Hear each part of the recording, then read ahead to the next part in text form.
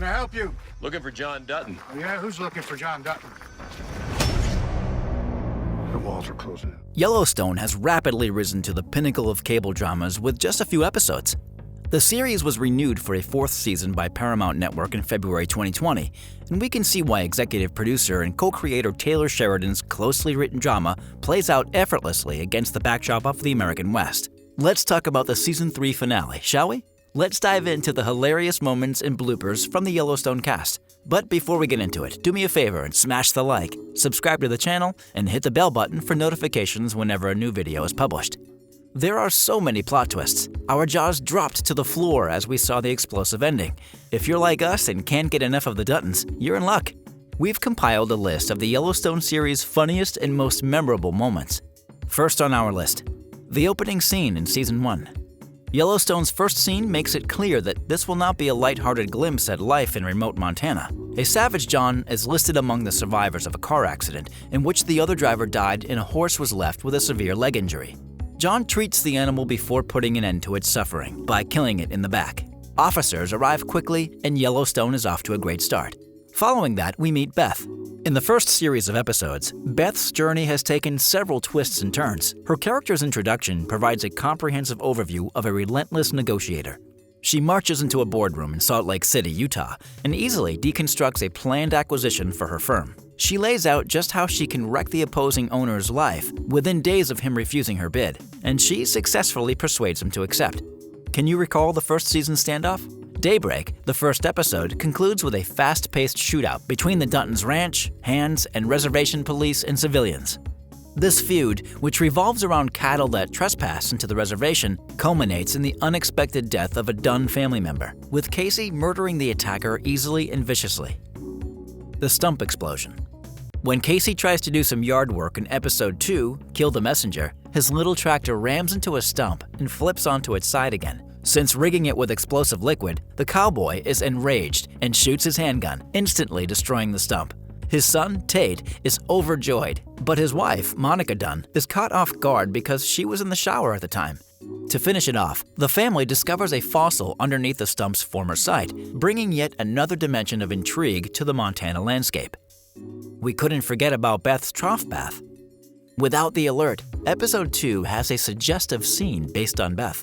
Beth marches outside with 2 bottles of champagne in her lap, removes her bathrobe, and jumps into a water trough in front of the family's ranch hands. Rip-off artist Cole Hauser tries to persuade her to cover up, but she marches back into the house uncovered. Next up, the meth lab explosion. Casey appears to attract trouble everywhere he goes. He and Monica are heading down a gravel road when they come across a trailer that explodes. Casey investigates a meth lab blast and discovers a man who has suffered serious burns. Due to the excruciating agony, the man requests to be murdered. Casey grants the man's wish and shoots him in the head after realizing an ambulance is 45 minutes away. Jamie saves the day. Episode 5, entitled Coming Home, sees Casey in custody due to his connection to the murder of 2 men. During the previously stated meth lab scene, Casey was identified by the gun barrel he swapped with police officer Ben Waters. After hearing about the barrel swap quote, Jamie comes to the rescue and completely demolishes the reservation police's argument against Casey. Is that true? Ben, did you trade the barrel of your government-issued service pistol to a private citizen? Jamie wants to know, is there any record of this trade? Are there any witnesses to the shooting in question? Is there any forensic evidence that ties my brother to the scene other than a ballistics match to your weapon? The reservation officials are at a loss about what to do. However, to give in to legal pressures. How about the notorious fight with Jimmy? Episode 4, entitled The Long Black Train. There are several major plot points, but a smaller violence sequence stands out. Jimmy Herdstrom is fed up with the ranch hand's teasing and decides to challenge him. Jimmy, a mixed member of the ranch hands, is easily knocked to the ground by the ranch hand. Jimmy keeps getting back up only to get beaten back down again. Before Russell, John's right-hand man knocks the bully to the ground, beats him down, and fires him for assaulting a branded Brotherhood member. Jamie learned he is adopted. We guessed what would happen next on Yellowstone the moment Jamie said he needed his birth certificate. Jamie found out he was adopted, and it's an enigmatic piece of the puzzle that makes up his personality. Jamie initially dismissed it, but the reality became too compelling for him to ignore. The episode comes to a close. When Jamie asked John about it, his father spilled the secrets. When Jamie was 3 months old, his biological father murdered his biological mother. Jamie was adopted by the Duttons after his biological father was sentenced to death for second-degree murder. While John claimed to love Jamie, he showed no sympathy for his son. Jamie was left alone to process the personal revelations, while John bemoaned his inability to continue living.